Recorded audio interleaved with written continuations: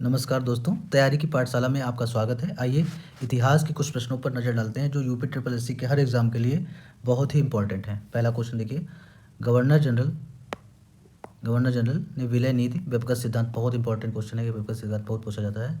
इसका प्रभाव उत्तर प्रदेश के कुछ हिस्सों पर पड़ा। तो कौन है ये? कार्नवालिस है, विलेजली है, विलियम बेंटिंग है, लॉर्ड कैनिंग है या कोई नहीं? आप एक बार बताइए इसका आंसर क्या होगा। इसका आंसर होगा आखिरी, क्योंकि इसमें उसका नाम ही नहीं है। इसका नाम क्या है? लॉर्ड लगाने की वैसे ज़रूरत तो नहीं है, लेकिन लगा देते हैं डलहौजी। ठीक है। डलहौजी विलय नीति के लिए बहुत ही प्रसिद्ध था। इसके विलय का क्रम पूछा जाता है, पहले किसको रखा गया, बाद में किसको रखा गया। तो इसकी एक ट्रिक है, मैं आपको एक ट्रिक बता देता हूँ। सज संभल कर बउआ झांसी नगर आए। ठीक है। सा से सबसे पहले कौन सा विलय किया गया था? सतारा। दूसरा जा से जैतपुर, संभल से संबलपुर। ठीक है, सच संभल कर। अब ये कर से कुछ नहीं है। बा से बघात हो गया, उआ से उदयपुर हो गया, फिर झांसी हो गया, फिर नागपुर हो गया और आखिरी में कौन सा हो गया? अवध हो गया। तो ये देखो, इसमें कह रहा है उत्तर प्रदेश के कुछ हिस्सों पर प्रभाव पड़ रहा है। तो कौन सा हिस्सा है? अवध। अवध पे किसने प्रभाव डाला था बाद में? लॉर्ड डलहौजी ने। ठीक है। आइए इसका एक्सप्लेनेशन पढ़ लेते हैं। देखिए, इसमें लिखा हुआ है, ब्रिटिश भारत के गवर्नर जनरल लॉर्ड डलहौजी ने विलय नीति लागू की थी, जिसका प्रभाव उत्तर प्रदेश के झांसी और अवध क्षेत्रों में पड़ा था। देखिए, इसका क्रम भी लिखा हुआ है। इस नीति के अनुसार सतारा, झांसी, नागपुर, संबलपुर और अवध को किस आधार पर विलय किया गया था? कुशासन के आधार पर विलय किया गया था। ठीक है। अगले प्रश्न की तरफ हम लोग बढ़ते हैं। इसमें कहा गया है, 1851 में गवर्नर जनरल लॉर्ड डलहौजी ने निम्नलिखित में से किस राज्य का वर्णन एक चेरी जो एक दिन हमारे मुंह में गिरेगी के रूप में वर्णित किया गया है? देखिए, इसमें इसका आंसर क्या होगा? अवध होगा। ठीक है, वही अवध जिसको किस आरोप में मिलाया गया था। ये देखिए, पिछले क्वेश्चन में क्या लिखा हुआ है? कुशासन के आधार पर। ये बहुत पूछा जाता है, किस आधार पर मिलाया गया था, तो इसको याद करना कैसे है? कुशासन के आधार पर मिलाया गया था अवध को। ठीक है। आइए इसका एक्सप्लेनेशन पढ़ लीजिए। 1851 में गवर्नर जनरल लॉर्ड डलहौजी ने अवध राज्य का वर्णन एक चेरी जो एक दिन हमारे मुंह में गिरेगी, इंपॉर्टेंट है, कहीं भी पूछा जा सकता है, कभी पूछा जा सकता है, एक चेरी जो एक दिन हमारे मुंह में गिरेगी के रूप में किया गया है, जो कुशासन के बहाने इसके विलय की इच्छा को दर्शाता है। ठीक है। आइए अगले क्वेश्चन की तरफ बढ़ते हैं। 1851 में गवर्नर जनरल, ये क्वेश्चन रिपीट कर गया है। 1851 में लॉर्ड डलहौजी ने निम्नलिखित में किस राज्य का वर्णन एक चेरी के रूप में किया? तो ये क्वेश्चन रिपीट करके फिर से आगे बढ़ते हैं अगले क्वेश्चन की तरफ। किस वर्ष में ब्रिटिश सरकार द्वारा शस्त्र अधिनियम पारित किया गया जो भारतीयों को हथियार रखने से मना करता है? ठीक है। तो इस क्वेश्चन को, ये कब आया था भारतीय शस्त्र अधिनियम? 1878 में। कब आया था? 1878 में। ठीक है। अब देखिए, जो शस्त्र अधिनियम है वो किस नियम के आधार पर, किस नियम के उस पर हटाया गया था, किस नियम के उस पर लाया गया था? तो नियम कुछ पूछे जाते हैं पेपर में। जैसे एक पूछा जाता है नियम 17 किससे संबंधित है। ठीक है। एक पूछा जाता है नियम 5 किससे संबंधित है। ठीक है। एक पूछा जाता है नियम 11 किससे संबंधित है। ठीक है। अब देखिए, नियम 17 17 से कौन सा? सती प्रथा। ठीक है। नियम 5 कौन सा है? दास प्रथा से संबंधित है। ठीक है। और नियम 11 कौन सा है? एक ये बंदूक, कौन सी? शस्त्र। यही जो शस्त्र नियम है इसी से संबंधित है। ठीक है। अब ये किसके समय आया था? सती प्रथा किसके समय आया था? आप लोग बताइए। हाँ, बेंटिंग के समय आया था। दास प्रथा किसके समय आया था? एलन बरो के समय आया था। ठीक है। और ये किसके समय आया था? लिटन के समय आया था। तीनों इंपॉर्टेंट हैं, तीनों को याद करना बहुत ही आवश्यक है। क्वेश्चन कभी भी पूछा जा सकता है नियम के बारे में, अक्सर क्वेश्चन पूछा, नियम 17 तो कई बार पूछा जा चुका है। ठीक है। आगे एक्सप्लेनेशन पढ़ लेते हैं। चलिए देखिए, 1878 में कौन था? लिटन। मैंने पहले बताया लिटन के समय आया था। लिटन के कार्यकाल में ब्रिटिश सरकार द्वारा शस्त्र अधिनियम पारित किया गया, जिसने भारतीयों को बिना लाइसेंस के शस्त्र हथियार रखना और व्यापार करना दंडनीय अपराध बना दिया। ठीक है। अगले क्वेश्चन की तरफ बढ़ते हैं। ब्रिटिश भारत की पहली पूर्ण आधुनिक समकालीन जनगणना, जनगणना कब हुई थी, कब आयोजित की गई थी? तो 1881 में। देखिए, पहली जनगणना जो हुई थी वो कब हुई थी? 1872 में। किसके समय? मेयो के समय। लेकिन व्यवस्थित रूप से पहली जनगणना कब हुई थी? वैसे तो दूसरी थी, लेकिन व्यवस्थित रूप से पहले कौन सी थी? 1881 में। किसके समय हुई थी? रिपन के समय। वर्तमान समय में कौन सी जनगणना होने वाली है? वर्तमान समय में जनगणना होने वाली है 16वीं। अब देखिए, याद करना कितना आसान है। स्वतंत्र भारत के पहले 8 हुई हैं, स्वतंत्र भारत के बाद 8वीं है। तो ये स्वतंत्र भारत की 8वीं, ये भी क्वेश्चन पूछा जा सकता है, घुमा के पूछा जा सकता है, ठीक है।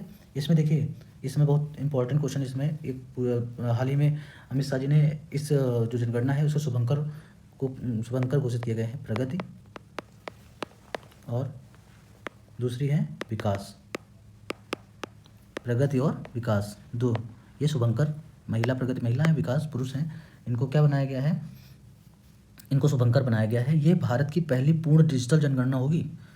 2025 की जनगणना जो 2027 में हो रही है, ये भारत की पहली पूर्ण डिजिटल जनगणना होगी, ठीक है। आइए इसके एक्सप्लेनेशन पढ़ लेते हैं।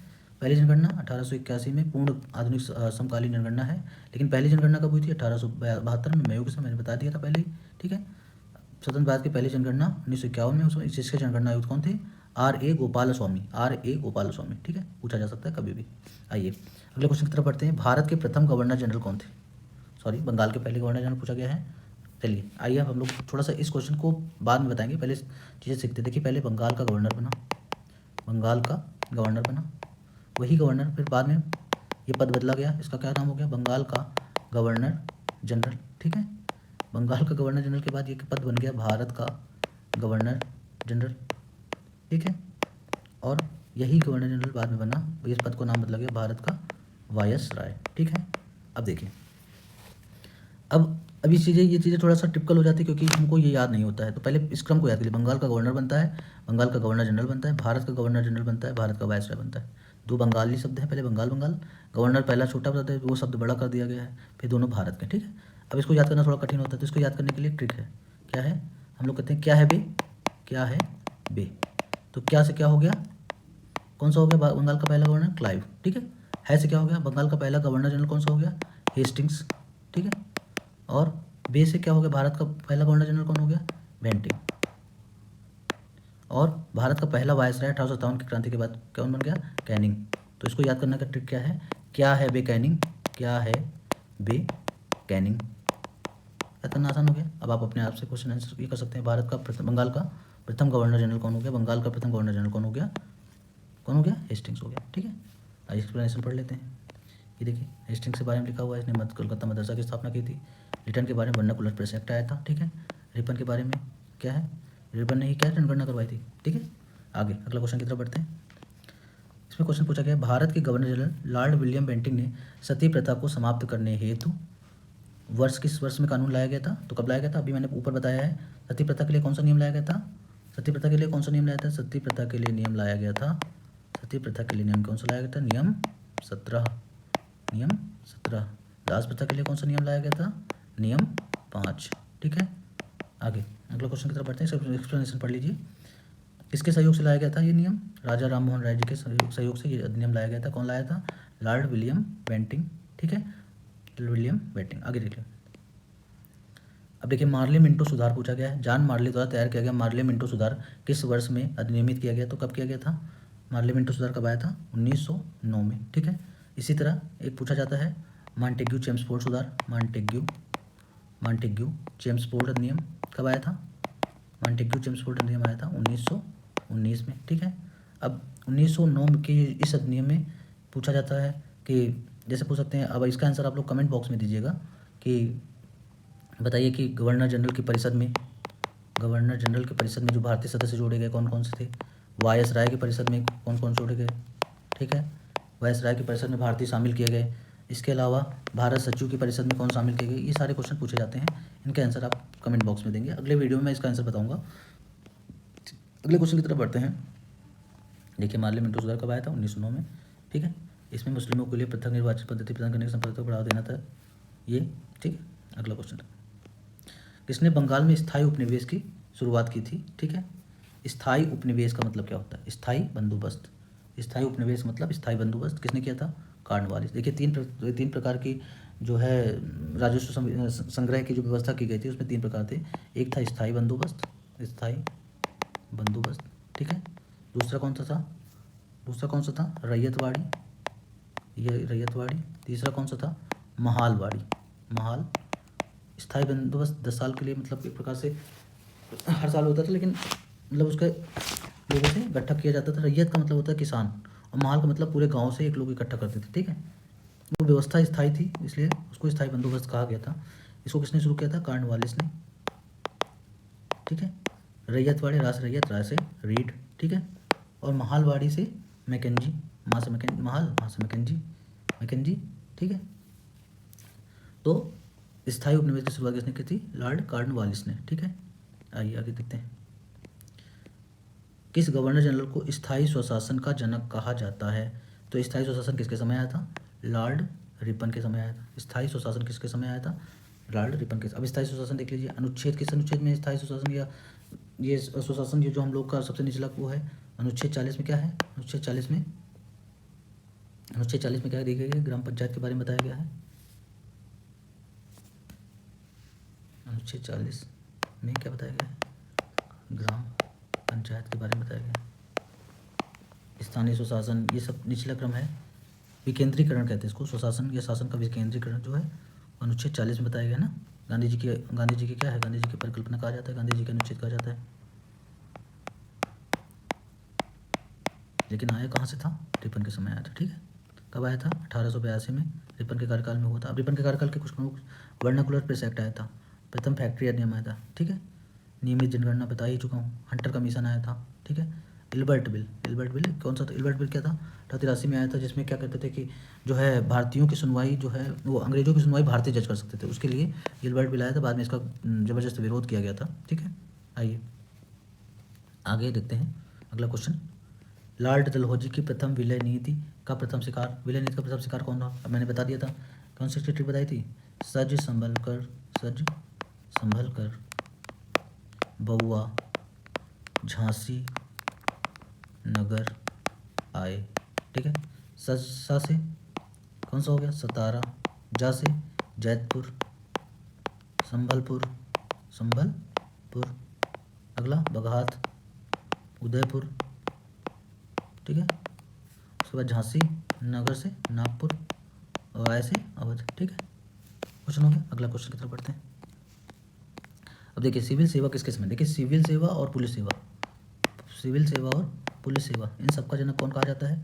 कॉर्नवालिस। तो भारत में जितना भी प्रशासन अंग्रेजों द्वारा किया गया, अगर उसमें सबसे काबिल कोई गवर्नर जनरल माना जाता है या वायसराय माना जाता है, तो उसको कौन था? वो कॉर्नवालिस था, उसको बहुत काबिल माना जाता है, ठीक है। अगला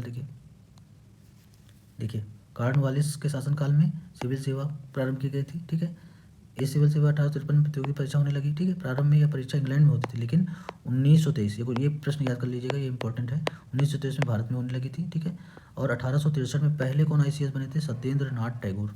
इनका नाम याद कर लीजिए, सत्येंद्र नाथ टैगोर, सत्येंद्र नाथ टैगोर, ठीक है। अगला क्वेश्चन देखिए कुछ मिलान के प्रश्न दिए गए हैं, जैसे ब्रह्म समाज की स्थापना किसने की? रामकृष्ण मिशन की स्थापना किसने की? आर्य समाज की स्थापना किसने की? और सत्य शोधक समाज की स्थापना किसने की? ठीक है। तो अब बताइए ब्रह्म समाज की स्थापना किसने की? ब्रह्म समाज की स्थापना किसने की है? ब्रह्म समाज को मिला देंगे राजा राम मोहन राय से, ठीक है। ए का कौन सा हो गया? 3 हो गया, ए का 3 हो गया, तो पहला ऑप्शन तो ऐसे ही कट गया, ठीक है। रामकृष्ण मिशन, रामकृष्ण मिशन की स्थापना किसने की थी? रामकृष्ण परमहंस किसके गुरु थे? स्वामी विवेकानंद जी के गुरु थे, ठीक है। स्वामी विवेकानंद जी के गुरु थे, तो दूसरे का क्या हो गया? 1 हो गया, एक देखिए एक ऑप्शन और कट गया, ठीक है। अब देखिए रामकृष्ण मिशन की स्थापना हुई कब थी? 1897 से, ठीक है। अगला देखिए आर्य समाज, अब आर्य समाज की स्थापना किसने की थी? स्वामी दयानंद सरस्वती ने, तो फिर दूसरा ऑप्शन हो गया, ठीक है, सी का 2 हो गया। अब देखिए सत्यशोधक समाज की स्थापना किसने की थी? सत्यशोधक समाज की स्थापना किसने की थी? सत्यशोधक समाज की स्थापना किसने की थी? ज्योतिबा फुले ने, ठीक है। तो किसका ऑप्शन क्या हो गया? 5 हो गया, ठीक है। अगला देखिए, अगला क्वेश्चन की तरफ देखिए, इस क्वेश्चन भी याद करना जरूरी है कि ब्रह्म समाज की स्थापना जो है राजा राम मोहन राय ने कब की थी? रामकृष्ण मिशन की स्थापना कब की गई थी? आर्य समाज 75 में की गई थी, सत्यशोधक समाज की 1873 में की गई थी। अगला क्वेश्चन, 1815 में राजा राम मोहन राय ने एक नई धार्मिक संस्था की स्थापना की थी, जिसे कौन सी सभा कहा गया? जिसे बाद में क्या कहा गया? ब्रह्म समाज के रूप में भी जाना गया था, ठीक है। देखिए कौन सी थी? आत्मीय सभा, ठीक है, आर्य सभा या सिद्धि सभा या जागृति सभा, ठीक है। अब देखिए कौन सी थी? आत्मीय सभा, 1815 में। अब देखिए हम लोग राजा राम मोहन राय के बारे में जानना चाहेंगे, तो राजा राम मोहन राय को राजा की उपाधि किसने दी थी? कौन बताएगा? अकबर, अकबर द्वितीय ने दी थी। राजा की उपाधि अकबर द्वितीय ने दी थी। ठीक है, अगला, ब्रह्म समाज की स्थापना कब की गई थी? ब्रह्म समाज की स्थापना कब की थी? 1828 में। ठीक है, इसके बाद इन्होंने डेविड हेयर की मदद की थी। क्या? 1817 में कलकत्ता में हिंदू कॉलेज की स्थापना करने में, डेविड हेयर की मदद की थी। ठीक है, डेविड हेयर की मदद की थी। दूसरी बात, सबसे प्रमुख एक चीज़ पूछा जाता है, प्रथम आधुनिक पुरुष किसे कहा जाता है? प्रथम आधुनिक पुरुष किसे कहा जाता है? ठीक है, उसके बाद सती प्रथा समाप्त करने में इनका योगदान था ही। ठीक है, भारतीय पुनर्जागरण के पिता भी कहा जाता है इनको। तो इनकी एक पुस्तक बहुत पूछी जाती है, किस भाषा में है? इसकी पुस्तक का नाम है तुफत उल मुवाहिदीन। तुफत उल मुवाहिदीन कौन सी भाषा में है? फारसी भाषा में। ठीक है, अगला, इसी को कहते हैं, तुफत उल मुवाहिदीन को कहते हैं एकेश्वरवादियों का उपहार। ठीक है, अगला क्वेश्चन देखते हैं। अगला क्वेश्चन देखिए, स्वामी दयानंद सरस्वती ने किस शहर में पहली बार 1875 में आर्य समाज की स्थापना की थी? ठीक है, तो किस शहर में की थी? बॉम्बे में। ठीक है, देखिए, आर्य समाज की स्थापना कब हुई थी? 1875 में। ठीक है, स्वामी दयानंद सरस्वती का मूल नाम क्या था? मूल शंकर था। ठीक है, इन्होंने किस ग्रंथ की रचना की थी? सत्यार्थ प्रकाश की रचना की थी। ठीक है, अगला, वेदों की ओर लौटो का नारा किसने दिया था? वेदों की ओर लौटो, बैक टू वेदास। वेदों की ओर लौटो का नारा किसने दिया था? तो किसने दिया था? स्वामी दयानंद सरस्वती ने दिया था। ठीक है, अगला, अच्छा ये बता दीजिए कि स्वामी विवेकानंद का मूल नाम क्या था? ठीक है, ये आप लोग कमेंट बॉक्स में बताइएगा। चलिए आगे मिलते हैं अगले वीडियो में, तब तक के लिए नमस्कार।